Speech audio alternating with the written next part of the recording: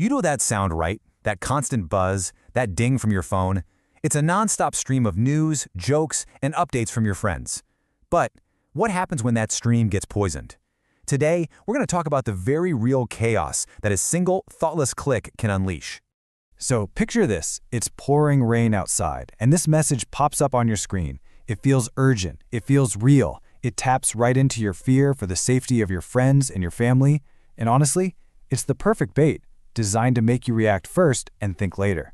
And when we fall for that bait, we actually end up contributing to something called digital pollution.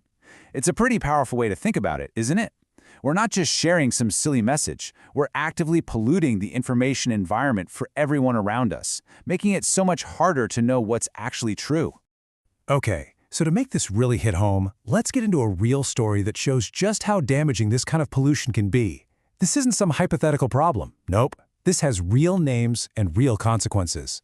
So, let's talk about a guy named Hiren. So, Hiren is 24. He's always online, connected to dozens of groups on social media. I mean, sound familiar? He's basically any one of us, right? Just scrolling through his feeds, trying to stay in the loop with his community. Then one day, this message lands in one of his groups. Just think about that for a second. Poison in the drinking water. That is one of the most primal fears you can possibly imagine. The message is literally designed to short-circuit your critical thinking and just trigger pure panic. So in that moment, with his heart probably pounding, thinking about his family, his friends, his neighbors, what do you think he did? What would most of us do when we see a warning that terrifying? He hit forward. That's it. He sent it to his family group, his apartment society group, all his friends. Just a single, simple action, probably driven by a good impulse, a desire to protect the people he cared about. But that one click, it was like dropping a lit match into a tinderbox. And that one click created this massive ripple effect. Let's really look at how that single share spiraled completely out of control and threw an entire part of a city into absolute chaos. This number right here, this represents the real human cost. In the panic that followed Hiren's forwarded message, 2 people were injured. This wasn't just digital noise anymore. It was actually causing physical harm. And the chaos just blew up from there. We're talking widespread panic. Thousands of terrified people stormed the municipal offices demanding answers. Shops were mobbed, with people frantically buying up every last bottle of water they could find. And in the middle of all this mayhem, a full-blown police investigation had to be launched to figure out where it all came from.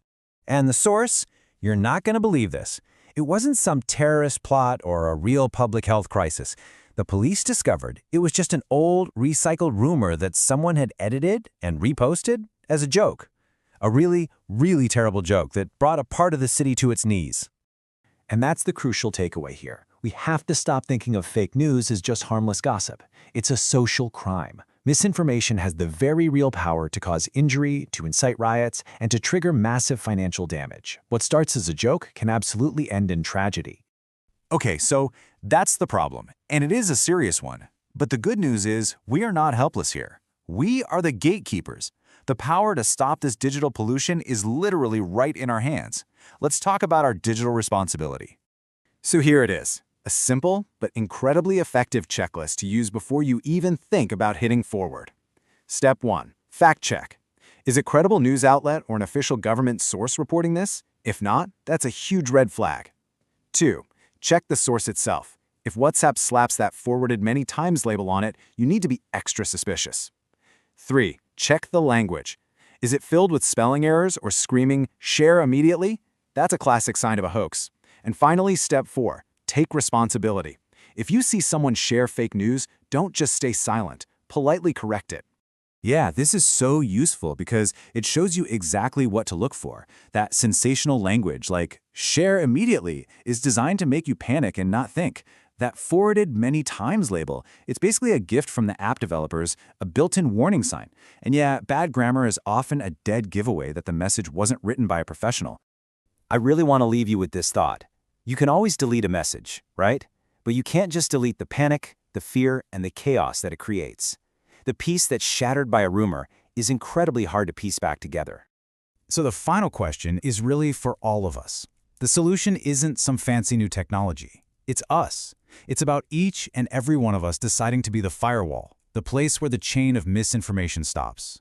Are we ready to take that small moment to pause, to check, and to become the fact-checkers our communities so desperately need? एक कदम विकसित भारत की ओर।